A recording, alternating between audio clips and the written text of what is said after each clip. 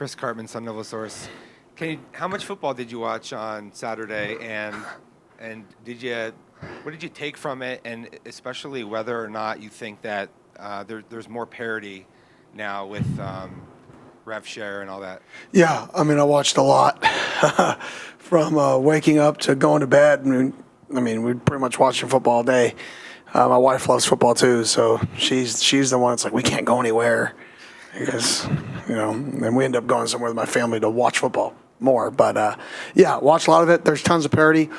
Every week, you don't know who's going to win. I think that's the biggest difference is I think somebody said the days of like multiple undefeated teams, I think it may have been Coach Smart or something, may have been somebody else, maybe multiple people, but it's getting harder and harder, and I couldn't agree more with that. I think, you're going to see more losses advance further, and a loss or two losses in some cases, sometimes maybe three losses if you can still get to your conference championship game is not the end of the world anymore because of the parity. So I do think the game is changing from that perspective. And then how do you talk to your team in light of that? You just try to be you lose a game, you got to come back and try to be better. You can't get so caught up in the results, and you got to really fall in love with the process. The same thing we always talk about. Last year I think we started conference 2-2, maybe 1-2. I don't know, definitely 0-1. I'm trying to think. Maybe it was 3-1, 3-2, something like that. I don't know exactly what it was, but 2-2. Right there it is. So, and then we came back to win the league. So I think for us, it's you just got to keep fighting every week, and you never know what happens. How you doing, Kenny? Hood Rubino, Devil's Digest. I know some coaches might have the temptation in the bye week just to really add more wrinkles. I'm not saying reinvent the wheel, but just really try to do things different. Try to show opponents stuff you didn't show in the first 5 weeks. But in your case, because you had maybe some basic stuff to really work on, that really wasn't a temptation at all? No, I think we got a lot of really, really fancy stuff that have gone in. A lot of really tricky things. I think we have 4 throwbacks, 9 different wildcats, so we just got a ton of it. So, yeah, lots of you guys are out of practice. I'm surprised you didn't report on it, all the craziness. But we just wanted to get better at what we need to get better at, the areas we need to get better at. Hopefully we improve. I think that was the goal of the bye week. And then also get a jump start on Utah because obviously they're a really good football team. Their one loss is to a top 10 team in the country. And they could have easily won that football game. It was a one-possession game in the fourth quarter. And they had a touchdown called back for an illegal man downfield in the first quarter. That was an irrelevant penalty. It was a flag, but it was irrelevant to the shot play. So it really could have been a tie game in the fourth quarter versus the number 8, 9 team in the country. So really good football team, and I think we tried to fix our mistakes and then, get ready for Utah. Hey, Kenny, Blake Neiman, Fox 10 News. The first year you're under your staff, you went to Salt Lake City and lost 55-3. A lot of things have changed since then, but how have you pointed that loss this week at all and maybe used it to fuel your guys? Yeah, we definitely pointed out that the last time we played here, it was really bad. And it's a tough environment. Tough environment. There's 50-60% chance of thunderstorms, rain. We could hit a delay. We have an 8:15 kickoff that could also get delayed. We may be playing this game at 10 p.m., 10:30. That's not a far-fetched scenario based off the weather report. And it doesn't matter when we play it or where we play it. We're going to play a really good football team with a great crowd, and we got to be ready to go play a physical brand of football. And we got to be able to do all the little things right. Hey, Kenny, Adam Beadle, Arizona Varsity. Is Devin Dampier maybe one of the more dynamic quarterbacks you've had to prep for during your time at ASU? Yeah, he's a phenomenal player. I definitely should have recruited him harder, to be honest. He's definitely proved me wrong. I always thought he was a really good player, but how productive he's been in college football, super impressed by him. Completion percentage out the roof, his ability to extend plays. How he runs the offense and operates it. Super, definitely a miss by me, 100%. And kudos to them for having him on their team because he's a really, really good football player. And he's a tough guy to tackle. He gets the ball out fast. He just does a lot of things well, which is why he won a lot of games at Swarrell High School. So kudos to him. I'm happy for him. My brother-in-law coached him, was his quarterback coach Jason Munz was his head coach. So even though we're playing him this week, I got a lot of respect for him, his game, how he plays, how he goes about his business, and how he continues to prove people wrong and has a chip on his shoulder. So I got nothing but respect for him, and I wish him luck the rest of the way. Jordan in the back. Hey, Kenny, Jordan Ham, Sports 360 AZ. Given that connection that Coach Mons and some of the other local coaches you have, do you try to lean on Coach Mons in terms of prepping for Dampier, or do you try to just stick to what you've seen recently? Yeah, we're going to stick to kind of what we see on tape. Coach Mons definitely may have some stuff, but usually the stuff he says is, oh, no, he's a really good competitor. He plays better in big games. I'm like, awesome, great. That's exciting. Yeah, he's really tough to tackle. He's savvy. Great, perfect. He's more telling us things that we don't want to hear. I want to hear him say, yeah, the kid can't do something, but that's not what he says. He says he can do everything. And it's just more, he's just more confirming what we see on tape, which is a really, really good football player. Doug Franz, Unplugged Podcast. Yesterday's DeMercado fumble at the goal line. How do you use that? Do you use that? Do you talk to the players about it? Do you show it to them? And not ripping the Cardinals, this happens once a year where somebody does that at the goal line. Yeah. Is there any way for a coach to stop it? I don't know. I think Coach Gannon does a phenomenal job. I'm from here, so I understand how the city works, right? They're 3 plays away from being undefeated. And sometimes you get lost in the result, but Coach Gannon's phenomenal. They're very close, and to have that play, that's just an unfortunate play. For us, we had a play similar. Raleek on his long touchdown. He dropped the ball. He was 2 yards in the end zone, though, and I ran over there and grabbed him and tried to coach it up. And we show clips every Friday of coachable moments. So every Friday we show about 10 to 15 minute on situations, like 2 minute, 4 minute, and then plays that happen in college football that basically we don't want to happen to us. And we show NFL clips too. So we try to show those clips so our guys are ready for pretty much everything, whether it's catching the ball when your foot's out of bounds on a kickoff to get the ball on the 35. Whether it's, if you muff a kickoff and the ball goes in the end zone, what the rules are. If you muff a kickoff, it comes out of the end zone, what's the rules are. Does a punt, is it your body or the ball? We try to go through every scenario possible so our guys are prepared. But at the end of the day, craziness happens. It's part of it. Questions? Kenny, kind of just circling back to the point I was talking about earlier, how would you kind of compare that feeling you guys had after that 55-3 loss and kind of just that entire first season and how you've been able to transform into where you guys are at now? Yeah, I know this sounds weird, but it's the same. Yeah, we have better crowds and all that, but the process is the same. We just want to play our best. If our best back then was losing by 14, I wanted to win, but I wanted to play good. I wanted to play our best football. That night, we did not play our best football, and they whooped our butt. It was bad. So that didn't feel good because you didn't play your best football. You played bad football, and they played good football and absolutely destroyed you. So for me, it's always that, yeah, is it obviously more fun to win? 100%, right? Let's not get it wrong.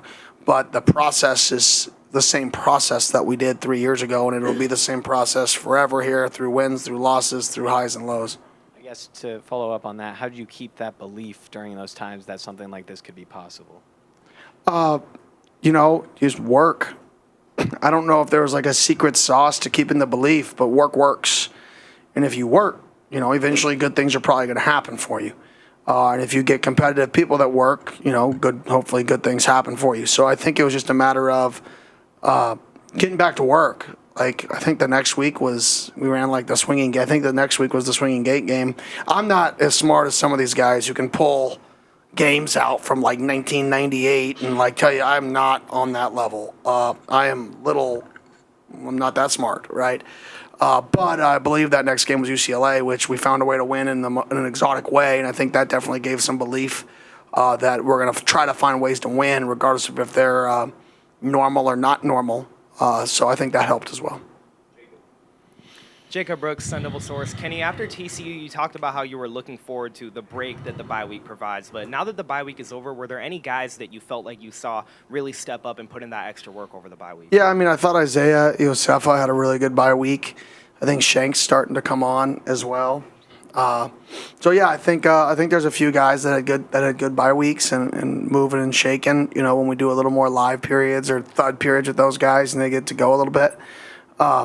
So yeah, I mean, I can't get too in depth. Like I just don't, not that much of a sample size, but I definitely see a few guys. I like our young guys. I think the next generation of Sun Devils. I think we have a really really good foundation. Like last year, sometimes when we did those periods, it was a little bit. Like that was when Navi was here, and he was an awesome player, local kid, and he would run around back there and make incredible plays all the time. This year, there's like protection and there's pass rush, running real plays. So it's good to have like normal, kind of some normalcy when you're running those, prep periods. I would say with the young bucks. And then, kind of to follow up on that, do you have any injury updates following the bye week? Other than Moss is back. He'll be back for the game. Other than that, Zach Swanson will more than likely be out. Then, trying to think, X will be out for the game. Other than that, not many other guys that have a status change. Hey, Coach. Ryan Myers, Devil's Digest. Obviously, coming off a bye week, it's kind of the perfect storm to have slow starts the following week after that in the game. You guys have kind of had some slower starts already in games over the course of the season. How do you avoid that going into this game on the road against Utah? Yeah, we just got to start faster. We got to have better plans early. And we made an emphasis of it in our team meeting this morning. We got to start practice faster. Like, we got to have an urgency when we start this thing. So we're going to change some things up, not a bunch, but, make little tweaks to try to, create some urgency at the start of practice because it is taking us a while to get into our rhythm. And, we can't fall behind 17 points and expect to win many games. Luckily, the 2 games we have fallen behind 17, we've taken a lead. But that's not a recipe to win games. For you to kind of follow up on that as well, you've talked about how when the coach's game day, it's kind of the player's day. You're not really doing too much overly managing. But do you feel like there's anything that you could do on game day as a coach differently in order to kind of avoid those things going forward as well? Maybe, the game plans, being more aggressive potentially. I don't know. I mean, it's we got to create better plans early in games to help our guys get going. But in game, not really. Like I say, like in game, especially the early drives, that's prep. Like that's kind of the haze in the barn.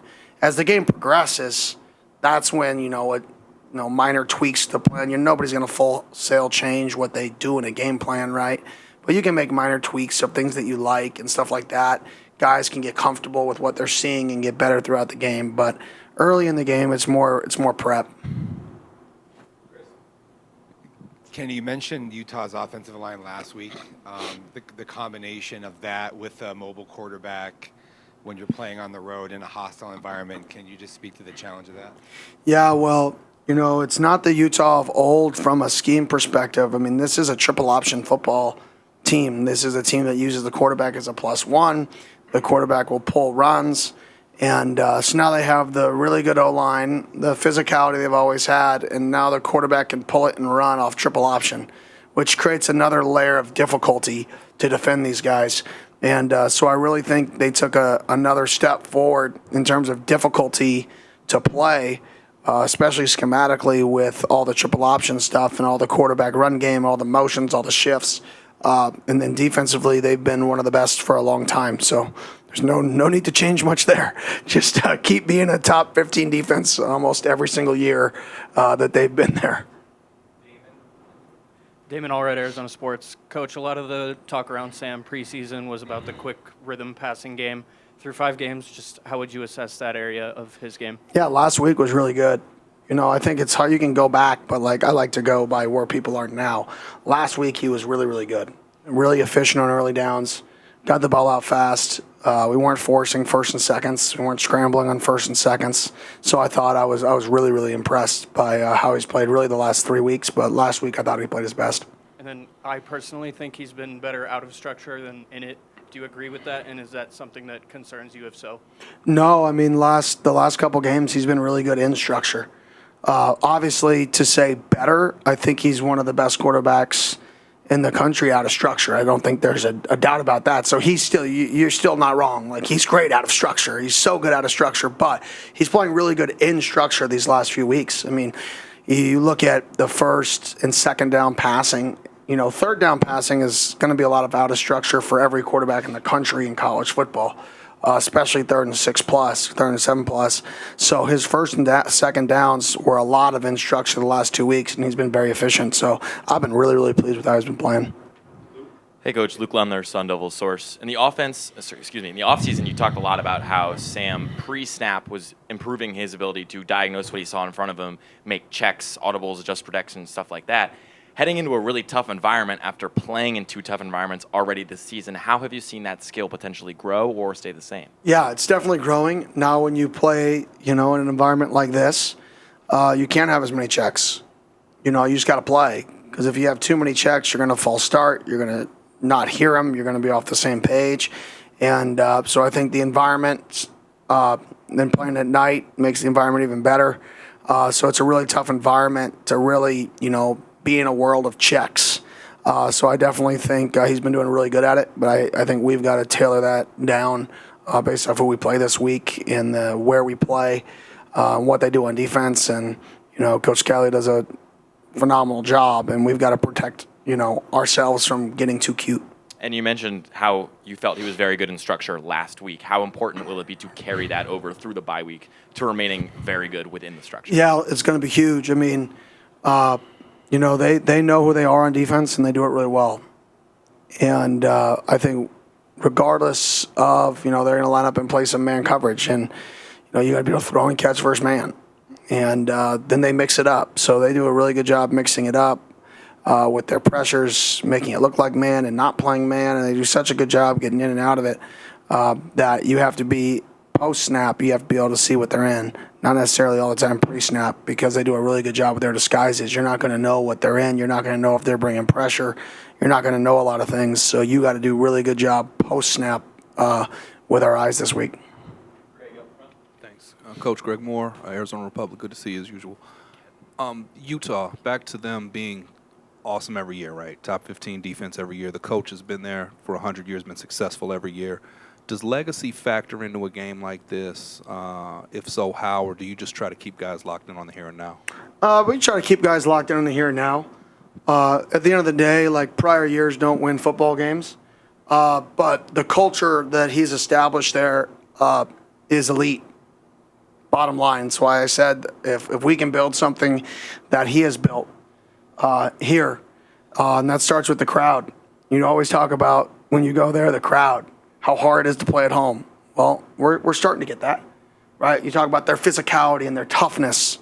Well, hopefully we're not there yet, but we're creeping up on, hopefully being able to be in that conversation in 5-6 years. You can't just do it 1 or 2 years and say, oh, we're this team that's done it for 12, right? But hopefully we're getting closer and closer to that style, and that style is won, and it will win, for the end of time. If you can run the ball, stop the run, not turn the ball over, be physical, and win at home, you're going to have a lot of good seasons. And that's been their formula of toughness for a long time. So unfortunately, we have to go there into that environment, which is good fun for us in college football. And then try to play a culture. We're not playing a football team. We're playing a football program. I think that's the biggest deal sometimes. Sometimes you play teams. Sometimes you play programs. We're playing a program. We're playing a program that's won for a long time, a system that's won for a long time, a coach that's won for a long time, and a place that's won for a long time. And those are the hardest teams to beat. Coach, Kevin Hicks, ASU on SI. We talked a little bit about Utah's elite tackle duo last week, but what challenges do their front seven present your offensive line, and how much faith do you have in your O-line to hold up against that incredible front line? Yeah, I mean, they're really good on the defensive front.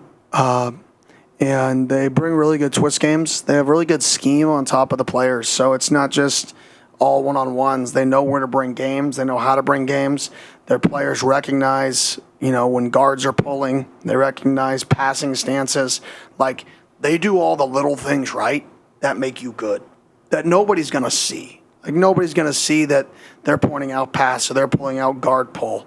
But that gives you all the advantage in the world. So they just do such a great job on the defensive front and in the front seven at doing all the little things right that actually win football games, which is why they can run what they've run for so long, is because they focus on the stuff that matters. They're physical, they tackle well, they don't give up big plays, and then if you give them a tell, they're going to take it and they're going to kill you with it. Hey, Coach, Jake Sloan, Sun Devil Source. You guys had the best run defense in the Big 12 last year, and through your performances so far this year, how do you feel like you're able to combat an offense like Utah that is so elusive on the ground? Yeah, I mean, this is a way different offense than we've been seeing because it's, there's a lot of triple option elements, there's a lot of quarterback read elements. They use a whole bunch of different personnel groupings, which completely change everything. Like there's not we know we're going to get A, B, C from these formations. This is like, okay, this week, what are they going to run from these formations? What are they going to run from these personnel groupings? So we just got to be extremely, extremely sound this week because they present so many problems schematically on the offensive side of the ball, just from how many guys they read, the personnel groupings, and the formations. It's a really good challenge. A quick follow-up on that. When you return almost everyone on your defensive front, how important is it for them to have that pre-snap communication and just that almost anticipation of where the guys around them will be? Yeah, we have to be great pre-snap on defense. Finding formations, where our fits are, who's number 3, who's number 4, who's number 2, depending on formations. Is the X on? Is the X off? Because in college football, you can live in a world where the X is basically on, but then he goes in motion, and you're like, what the heck? I thought he was on. And now you're in unbalance like that. And just the nature of the beast. So we got to be elite at communicating in order to get our fits right, because that's a stress that they create for you. Coach, now Rosenberg State Press, continuing on with the defense, 24 sacks last season, already 19 this season. How much improvement have you seen, and how much of a game changer do you think it'll be against a team that's only given up 3 sacks so far this season? Yeah, I think the reason they haven't, for us, one, our guys have put in a lot of work, so it's fun to see when guys work, change their bodies, and then they see the reward. I think for me, that's why you coach, is to have guys who put in work see the reward. And I think our guys who put in the work are seeing the rewards. And that's awesome to see. That's what you want to see. That's a good step for a program, is seeing guys get better. And I think, last year at this time, I don't know how many sacks we had, but it wasn't many. People are, what are we going to do to the pass rush this offseason? How are we going to fix it? We're not going to fix it by adding people. We're going to fix it by, guys getting bigger, stronger, better with each other. And now we've accomplished that. So through development. So I think we got better at pass rush through development, not acquisition. And in terms of the challenge this week is, it's a great challenge. You're facing a phenomenal offensive line. They don't give up sacks, partly because of the players at offensive tackle, potentially 2 first-round draft picks. And then secondly, because of the scheme, it doesn't really allow to create many negative plays. Really hard to create negative plays versus this type of style, because of just schematically what they do. They're not going to drop back 45 times, and you're not just going to lick your chops and say the tackle's going to pass set and we get to bring games. Like, you have to defend the triple option or the quarterback run. You have to defend the run schemes every single snap on third and everything. Coach Sam's talked about, when you talk about the defense that he's been up against, obviously going up against your defense, saying it's one of the best. I say that because I know you can't emulate players. Your coaches talk about that a lot, whether it's offense or defense. But him having faced your defense, how big is that going into Utah? Yeah, it's huge. But at the same token, the one thing about quarterback is you're never live. So when defensive ends gets you in practice, it's like, you wouldn't have sacked me. Yes, I would have. No, you wouldn't have. Yes, I would have. Right? It's not real. When you get into games and guys get to you, it's real. They've got to sack you, and you've got to prevent being sacked, whether you throw it away, whether you get out of the pocket. So I definitely think him feeling that on him in practice is a benefit, him having to move from the pocket and stuff like that. But game day is a whole different beast for a quarterback. I think it's the biggest jump of any position in football is practice quarterback to game day quarterback. Because you're never live. It's the only position that is just a drastically different game, practice versus game day. Back to Sam in structure. Obviously, if a 3-tech blows somebody up, you're out of structure, whether you want it to be or not, right from the beginning. But on plays where there is a question, how is he doing when you look at the film on choosing, hey, this isn't working, I'm out of structure? How's he feeling the rush, stuff that we wouldn't see? Yeah, I mean, like I said, I think in the last 3 weeks he's played really, really well in structure. And he's gotten better, I think, every single week in the structure. I mean, last week I don't know what his completion percentage was because I only look at completion drop percentage. So I don't know, but I think it was around 70 if I had to guess last week, which is really good football. If you're around 70% completion percentage, you're around 300 yards, and you're moving the ball efficiently, like that's as efficient as you can be in football at that 70% if you're still hitting explosive plays down the field, right? You can be at 70% if everything's underneath, right? But if you're also taking shots down the field and hitting turbo on deep balls, hitting guys vertically down the field, to be at 70% is really, really productive. Coach, I know you already talked about your defensive line a lot, but last week after TCU, you said you felt like they were really finally playing together as a team.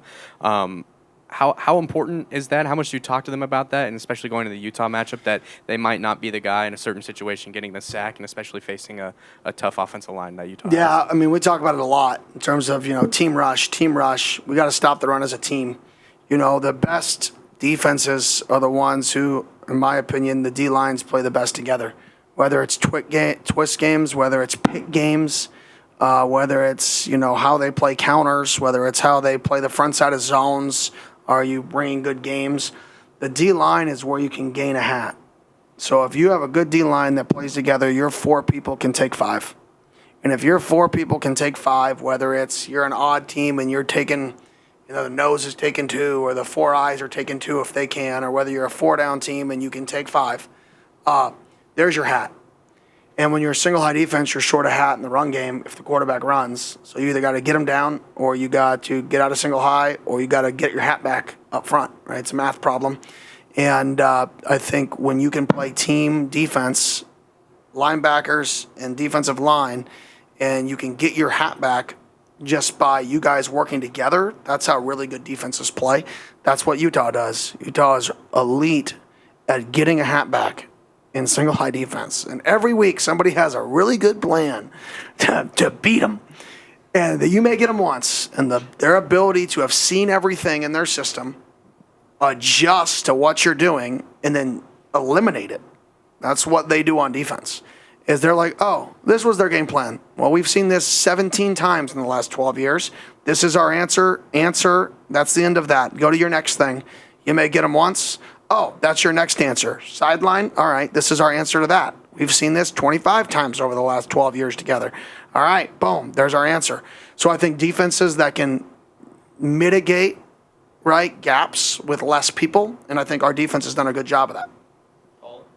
Hey, Coach. Colin Hogan, Cronkite Sports. Keyshawn talked about after Friday. You guys did a really good job on first and second down, kind of creating third and long.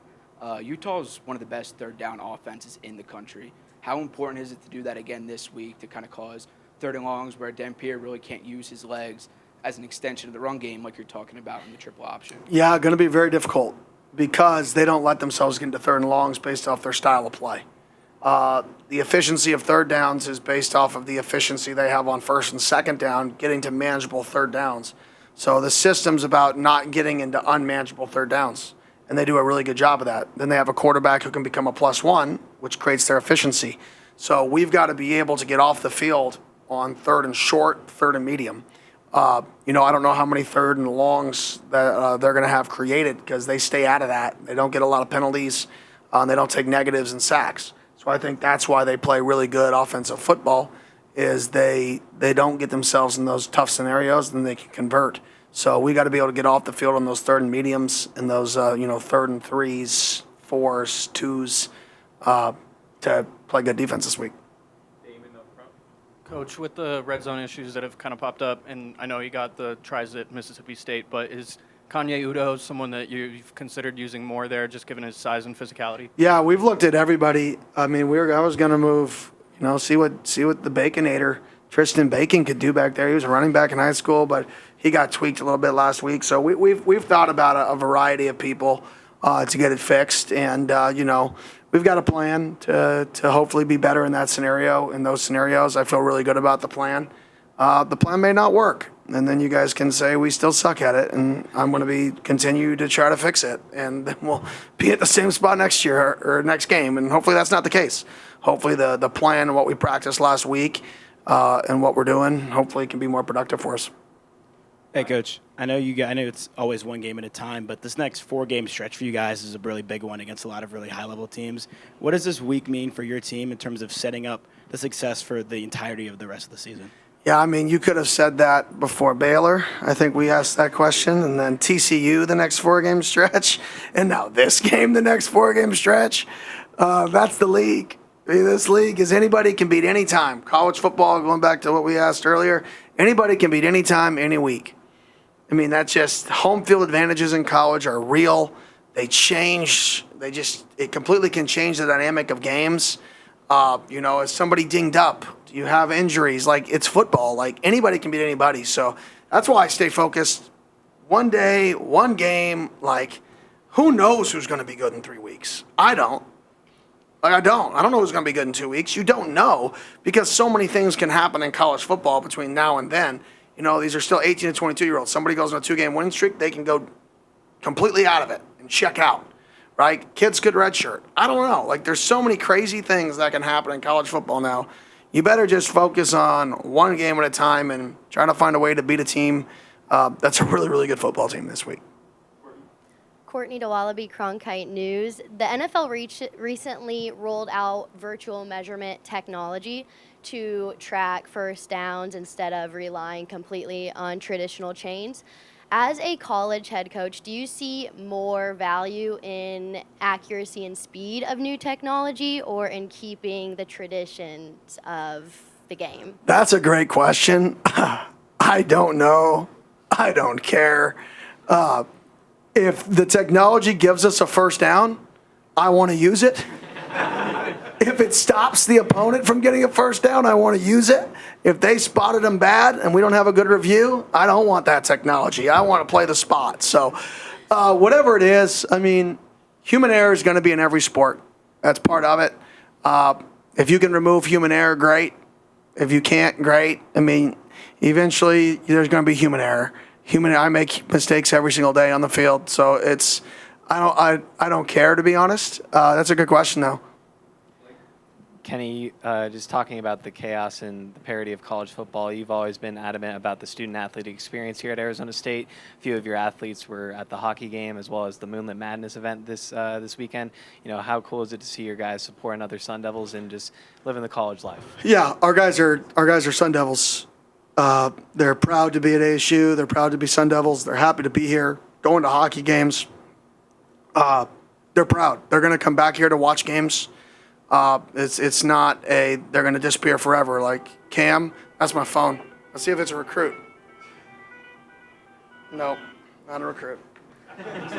I would have answered and laughed. but no, so I do think that college experience it's awesome. I mean, it's what it's about. I mean, one of the goals going into the season was make memories that last a lifetime. And I still believe in that. College is a period of time to create memories, and hopefully our guys have created some already and, can create more. Kenny, you talked a lot after the TCU and Baylor wins about your guys stepping up in the biggest moments. When you look at tough opponents coming up ahead in a conference that you've talked about where any week can go to anybody, do you look at those close game moments as times when you might need other guys who people might not expect to step up, or do you look at your best players and say, hey, this is your moment? Yeah, best players. At the end of the day, when the game's on the line, I want Kobe shooting, Michael shooting, MJ shooting. I mean, I want those guys shooting the ball. I want, when the game's on the line, I want our big guys to have a chance, our best players to have a chance, even if it's not the best football play. I like to say to our staff all the time, right, I don't want to win the game as a coach. I want the players to win the game. Like, we have a right for them. It's our job to let them win the football game. Now, if there's a game where I feel like, man, there's a huge matchup disparity and we need to get involved, yes, right? That's our job as a coach, is to make a difference. But I truly believe at the end of the game, you got to let your best players win the football game. And I can sleep at night if I can lean on our best players in the biggest moments. Are you kidding me? He was sick. That was a double meaning of the word sick right there. Yeah. Thank you.